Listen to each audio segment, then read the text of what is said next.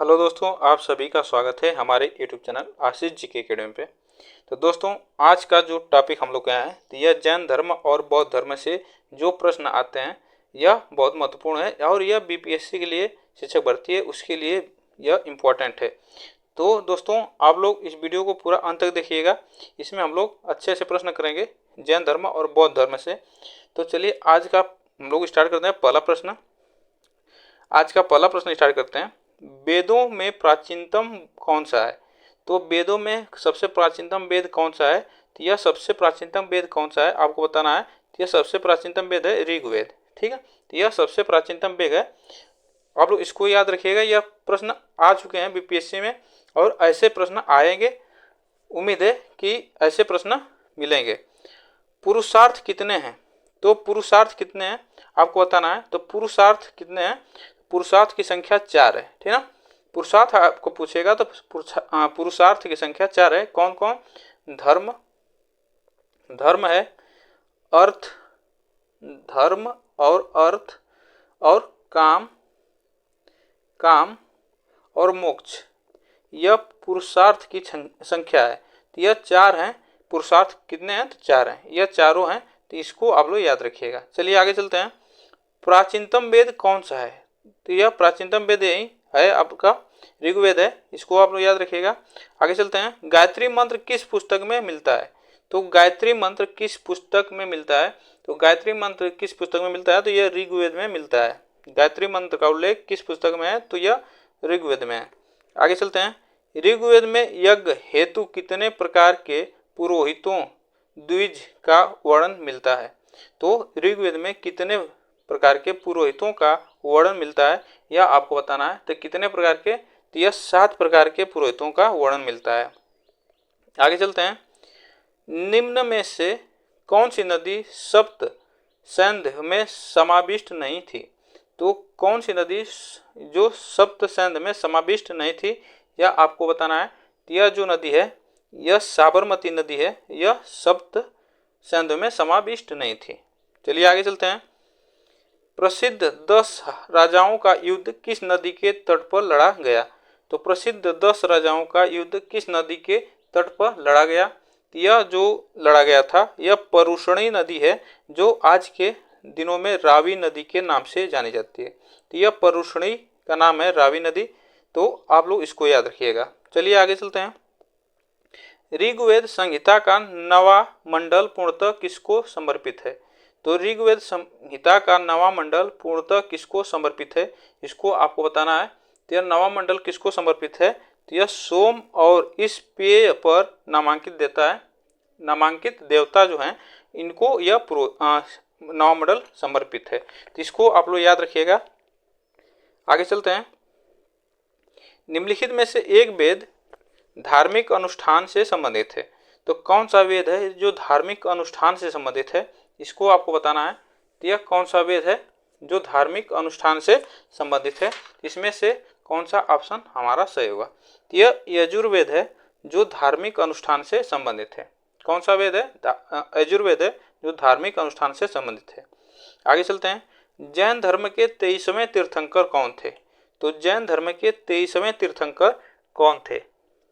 तो जैन धर्म के 23वें तीर्थंकर थे पार्श्वनाथ। ठीक ना, 23वें तीर्थंकर पार्श्वनाथ थे और 24वें तीर्थंकर महावीर स्वामी थे।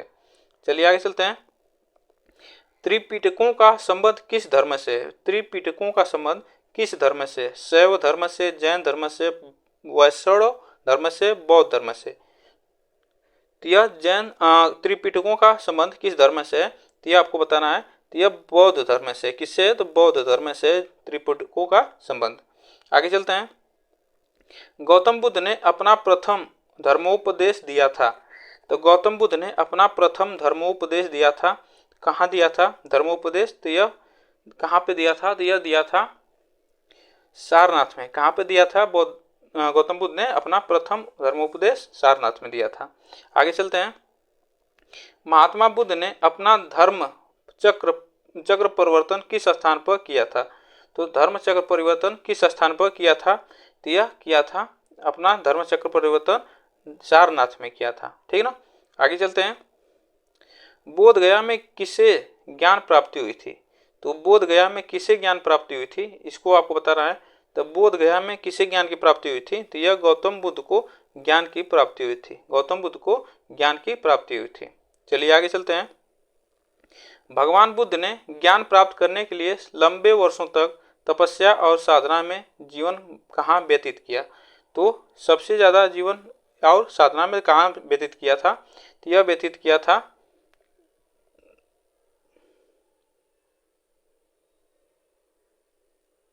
तो यह कहाँ व्यतीत किया था? तो यह गया में व्यतीत किया था। भगवान बुद्ध ने सबसे ज़्यादा जीवन अपना गया में व्यतीत किया। चलिए आगे चलते हैं। बोध गया में महाबोधि मंदिर बनाया गया जहाँ आपको बताना है। तो बोध गया में महाबोधि मंदिर बनाया गया था, तो इसको आपको बताना है। तो यह गौतम बुद्ध को ज्ञान प्राप्त जहाँ हुआ था वहाँ बनाया गया था। ठीक, आगे चलते हैं। तृतीय बौद्ध संगीति कहाँ आयोजित हुई?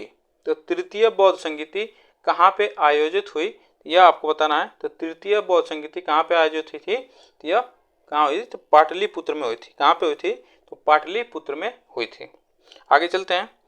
प्रथम बौद्ध महासभा कहाँ आयोजित हुई थी? तो प्रथम बौद्ध महासभा कहाँ आयोजित हुई थी? तो प्रथम बौद्ध महासभा कहाँ आयोजित थी?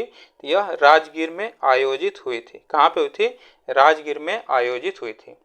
आगे चलते हैं। इनमें से किस शासक ने चतुर्थ बौद्ध संगीति कश्मीर में आयोजित की? तो चतुर्थ बौद्ध संगीति किसने कश्मीर में आयोजित की थी, इसको आपको बताना है। तो यह किसने किया था? तो यह कनिष्क ने किया था। ठीक ना, कनिष्क ने किया था। कहाँ पे किया था? तो जम्मू एंड कश्मीर में किया था। ठीक ना, जम्मू एंड कश्मीर में किया था। ठीक ना, आगे चलते हैं। भगवान बुद्ध ने महापरिनिर्वाण के बाद पहली बौद्ध संगीति हुई थी। भगवान बुद्ध के महापरिनिर्वाण के बाद पहली बौद्ध संगीति हुई थी। कहाँ पे हुई थी, यह आपको बताना है। तो यह कहाँ हुई थी? तो यह राजगृह में हुई थी। कहाँ पे हुई थी? राजगृह में हुई थी। ऑप्शन इसमें हम लोग का ये सही होगा। आगे चलते हैं। तृतीय बौद्ध सभा किस स्थान पर बुलाई गई थी? तृतीय बौद्ध सभा किस स्थान पर बुलाई गई थी, यह आपको बताना है। तृतीय बौद्ध सभा किस स्थान पर बुलाई गई थी? तो यह बुलाई गई थी पाटलिपुत्र में। कहाँ पे बुलाई थी? पाटलिपुत्र में बुलाई गई थी। आगे चलते हैं। Question number 22। महात्मा बुद्ध ने कहाँ महापरिनिर्वाण प्राप्त किया था? तो महाबुद्ध ने कहाँ परिनिर्वाण प्राप्त किया था? तो यह कुशीनगर में किया था। कहाँ पे किया था? कुशीनगर में किया था। आगे चलते हैं। पाटलिपुत्र में बुलाई गई प्रथम जैन संगीति के अध्यक्ष कौन थे? यहाँ पे जैन धर्म की बात कर रहा है, तो कौन जैन संगीति के अध्यक्ष कौन थे, इसमें से आपको बताना है। इसमें कौन सा ऑप्शन हम लोग का सही होगा? तो इसमें जो ऑप्शन सही होगा हम लोग का, यह सी ऑप्शन सही होगा, स्थूलभद्र। ठीक ना, यह प्रथम जैन संगीति के अध्यक्ष थे, स्थूलभद्र। इनको आप लोग याद रखिएगा। चलिए आगे चलते हैं। महात्मा बुद्ध की माता का नाम था? तो महात्मा बुद्ध की माता का क्या नाम था, यह आपको बताना है। तो महात्मा बुद्ध की माता का नाम था महामाया। क्या नाम था? महामाया था। आगे चलते हैं। गौतम बुद्ध का जन्म कहाँ हुआ था? गौतम बुद्ध का जन्म कहाँ हुआ था? तो गौतम बुद्ध का जन्म हुआ था कहाँ पे? तो लुम्बिनी में हुआ था। लुम्बिनी में हुआ था गौतम बुद्ध का जन्म। आगे चलते हैं। भरहुत एवं अमरावती सुप्रसिद्ध केंद्र थे। भरहुत एवं अमरावती सुप्रसिद्ध केंद्र थे किसका, यह आपको बताना है। यह बौद्ध धर्म का। किसका? बौद्ध धर्म का यह सुप्रसिद्ध केंद्र थे। आगे चलते हैं। बौद्ध संघ की प्रथम महिला अनुयायी सदस्य कौन थी? तो बौद्ध धर्म की प्रथम महिला अनुयायी सदस्य कौन थी, आपको बताना है। तो प्रथम महिला अनुयायी सदस्य कौन थी? तो यह गौतमी थी। ठीक ना, यह बौद्ध धर्म की प्रथम महिला अनुयायी सदस्य थी गौतमी। आगे चलते हैं। जैन धर्म के प्रवर्तक महावीर जी का मोक्ष स्थान कहाँ स्थित है? तो जैन धर्म के महाप्रवर्तक महावीर जी का मोक्ष स्थान कहाँ पे स्थित है, यह आपको बताना है। तो यह कहाँ पे स्थित है? तो यह स्थित है पावापुरी में। कहाँ पे?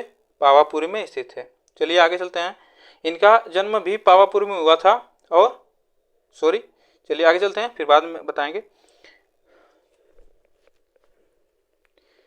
वह स्थान जहाँ महावीर ने पूर्ण आध्यात्मिक ज्ञान कैवल्य ज्ञान प्राप्त किया था।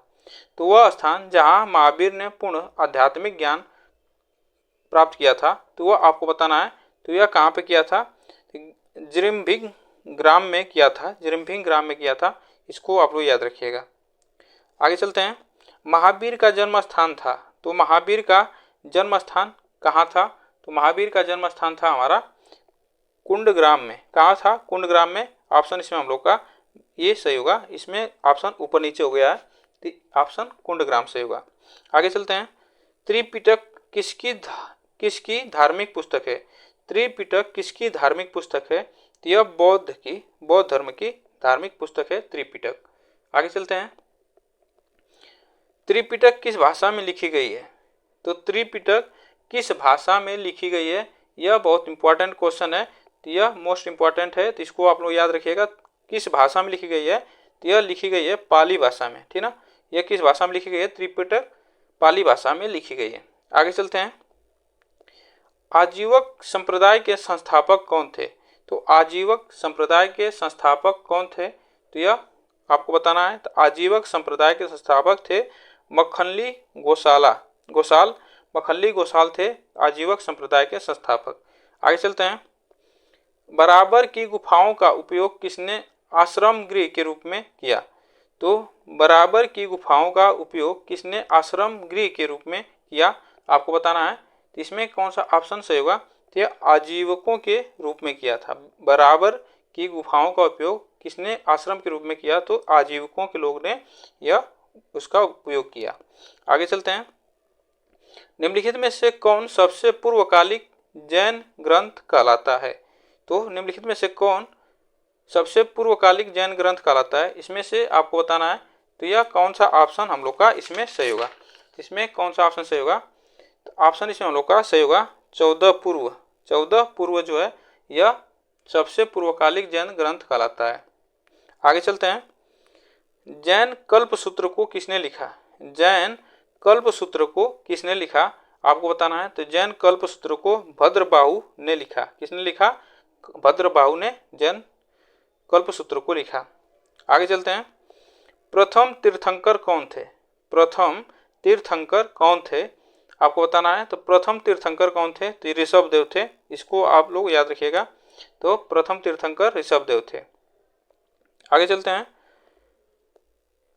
बस दोस्तों आज के लिए बस इतना ही क्वेश्चन है।